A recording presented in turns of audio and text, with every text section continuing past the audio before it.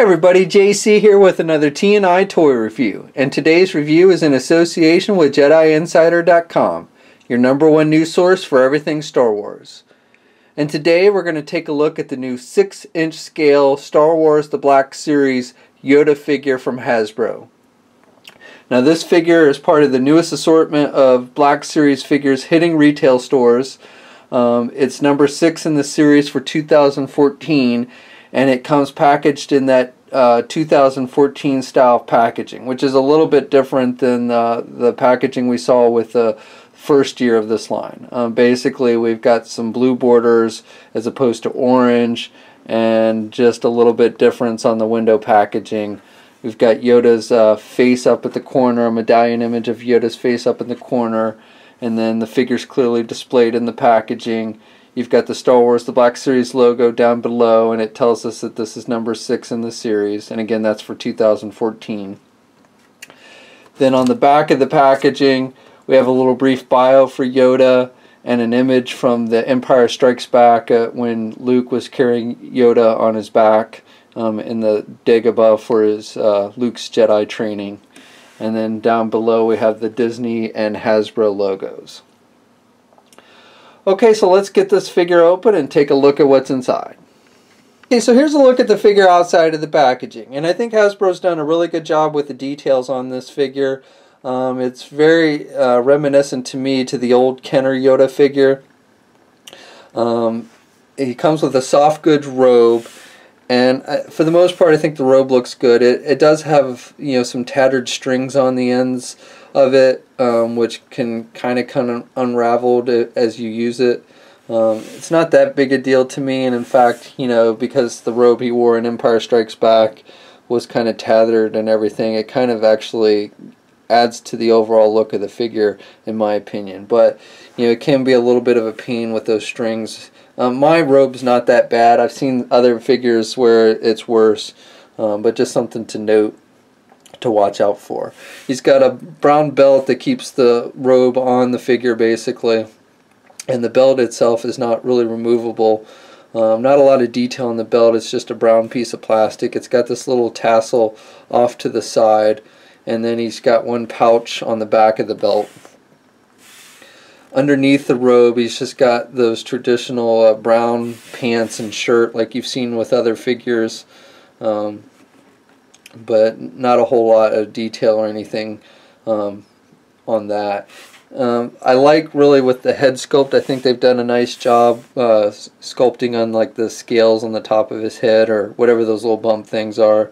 And then even in his ears, you can, if you look closely, you can see like some veins, which is nice. Now one thing I do want to note is they've given him hair, and as I recall, you know, he had some like straggly bits of hair on the back of his skull, but I don't remember him having a full set of hair like this, at least not by Empire Strikes Back. So I could be wrong on that, but I think they maybe overdid on the hair a little bit. It doesn't really look bad, it's just I don't think it's quite movie accurate with as much hair as they've given him. And the hair comes around and he's got the little sideburns that go around his ears. And then his eyes, they've just painted in the pupils, and the one eye on the left is a little bit off center, so if you look at the figure head on for a while, he starts to look a little cross-eyed. It's not that major. I've seen it, you know, worse with other figures like the Black Series Obi-Wan Kenobi figure that was released. That one had really bad cross-eyed, so it's not that bad, but just something you might want to look at when you're picking out your figure. Make sure he doesn't have bad cross eyes. He also has this little thing around his neck. It's just a black piece of plastic. I'm not 100% sure what it's supposed to be. Maybe a whistle or something. And he actually had a similar thing on the original Kenner figure, but it was actually attached to his belt as opposed to being around his neck. I don't recall in the movie if he actually had this and if it was on his belt or around his neck, so I don't know which one's more accurate, but just something that's kind of, again, kind of makes it reminiscent to that old Kenner figure to me. So other accessories that the figure comes with is he has a snake, again kind of a throwback to the old Kenner figure, and it fits around his neck. Now unlike the Kenner figure, which the original snake I think was orange, and then later they did a brown one, this one's got the orange stripes. And so I think you actually see the snake crawling around on Dagobah in Empire Strikes Back. So, and the detail on it is really nice. You can see like the scale sculpted in on the top of the snake, which is looks really good, and then the head is pretty good. Not like any paintwork on the eyes or anything, but they've sculpted the eyes and the mouth so you can actually see it. So I think they've done a really nice job with the snake on this figure. And then he's also got his cane, his wooden cane, and it's just it's kind of a soft plastic, but he holds it well, and it's got some nice detailing so it looks like a piece of wood. And he can hold his cane in either hand. And then he finally comes with his lightsaber, which is not something he ever used in Empire Strikes Back or Return of the Jedi, but you know, it's kind of nice that they still went on and gave it to him. And it has the removable blade like we've seen with the other figures in this line that have lightsabers.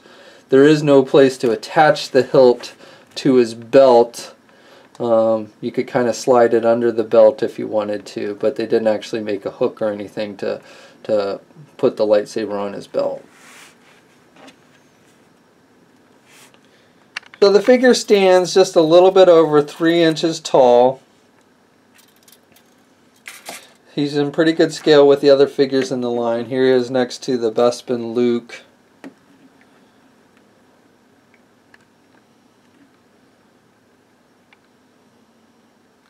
And then here he is next to R2-D2, and they're about the same height. So articulation for a small figure, it's not bad. It's less articulation than the regular size figures in this line. The head's on a ball joint, so he can look left and right with no problem. Doesn't have much in the way of up and down movement. Arms are attached at the shoulders with standard ball hinge joints, so he can get his arm out, and he's got good rotation there at the arm. Though the robe, you know, as you're rotating, can get a little twisted up, but still, for the most part, he's got good rotation there. Single hinged elbow, so he can bend his elbow about that much, which again is pretty good. And then he's got swivel wrists, but no hinges on the wrists. There is a midsection joint, and he has a little bit of crunch there, and he's got rotation, but again with the robe you can only rotate a little bit. Legs are on ball joints. He can do the splits about that much, and then he can get his leg forward good, and then only back about that much. It does not have any kind of knee joint. He does have a thigh swivel, but no knee joint because the legs are so small. And then the feet are on have rotation and have a hinge joint, but with the way the pants are sculpted, he really doesn't have that much up and down movement at the feet, just a little bit. And then he has no peg holes on the bottom of his feet, though he doesn't really need them. So that's my review. Overall, I really like this figure. I think the detail's nice on it. I like the accessories. I think it's kind of a nice tribute to the old Kenner Yoda figure. The only thing I don't really like is I don't like the tattered strings on the robe. It's kind of a pain that the strings, you know, kind of unravel as you fiddle with the robe more and more. The overall, it doesn't really hurt the overall look of the figure in my opinion, since he's supposed to kind of have that tattered look to it, at least by the time, you know, of Empire and Return of the Jedi.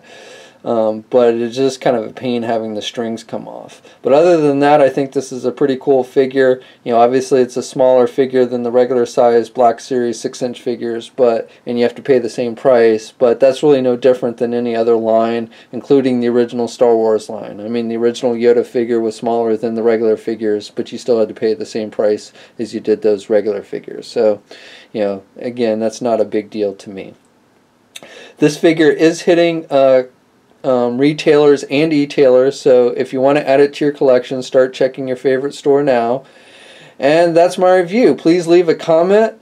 Let us know what you think. If you're so inclined, please like the video, and if you haven't already, please subscribe to this channel. And until next time, I'll catch you later.